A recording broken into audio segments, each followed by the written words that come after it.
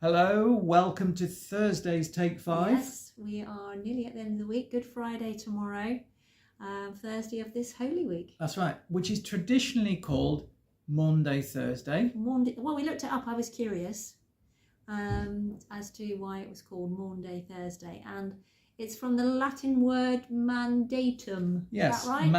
a mandate. Which basically means to command or a mandate. It was Jesus, and he said to them at the Last Supper, love one another, and that was his instruction. That's right, a new command. I give you. That's the one. Yeah. And that's the mandate. So there we go. Fact for the day. And also a very good thing for us to do. It is, that's true. However, we are in John chapter 19. We are? And we're looking at John's version of Jesus's death. Yes. Starting in verse 28 there. And it is a bit different because you'll remember we looked at Luke's record of what happened to Jesus on the cross. And here John looks at it from a different angle, doesn't he? Yes. John writes with more, what's the word? Emotion. That's the word. That is the word.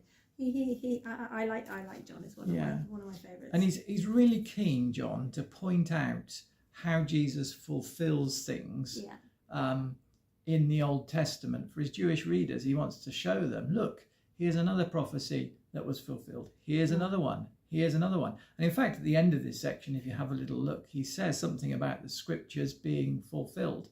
So if it's not obvious enough, he kind of underlines it, if you like, or uses the the olden day equivalent of a highlighter pen and says, look at this, the scriptures are being fulfilled. Do you think he's harking back to those times when he was with Jesus and he didn't quite get it? I'm sure he didn't. And he's kind of like empathizing with his audience and thinking, right, I had that time where I just didn't get it, so I am going to make sure that it's really, here it is. Look at the Old Testament prophecies. This is what happened, and this is why it happened. Yeah. And I love this bit, this story, and we're just going to focus for a moment on the fact that at the end of his life, Jesus simply says, "It is finished." 3 very simple words in English, but they carry so much weight. We talked about weight, didn't we? And power of what Jesus did on the cross. The weight of the cross of the sin. We talked about the thorns, the crown of thorns on Tuesday. Yeah.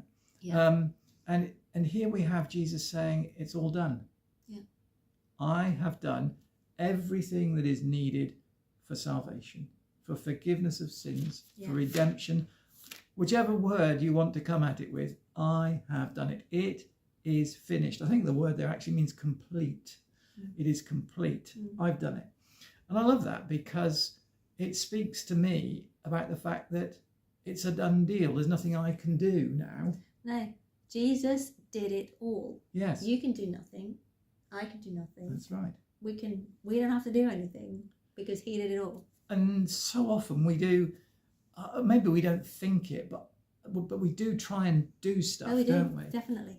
And we think if we can only do this, maybe not, if you've been a Christian a while, maybe you don't think you can earn salvation, but we do feel so often there's that Protestant work ethic, isn't there? That if and I don't know, you fill in the dots, if I do this bit, it'll go well with me.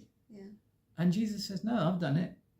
It's finished. Your salvation is complete. And I don't think we can hear that message often enough, that grace is complete. It's utterly and totally found in Jesus.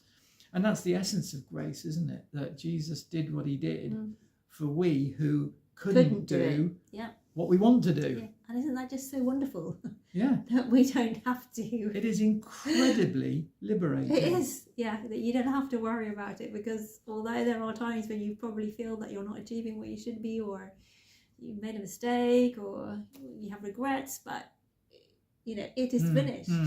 I was listening to the old hymn that there's a modern take on now called Blessed Assurance, Jesus is mine.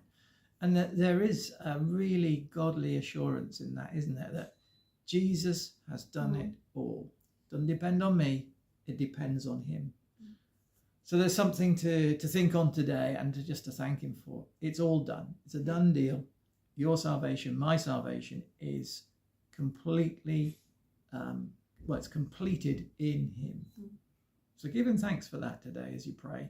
And we'll see you tomorrow for Good Friday. Yep, see you then. Bye now. Bye.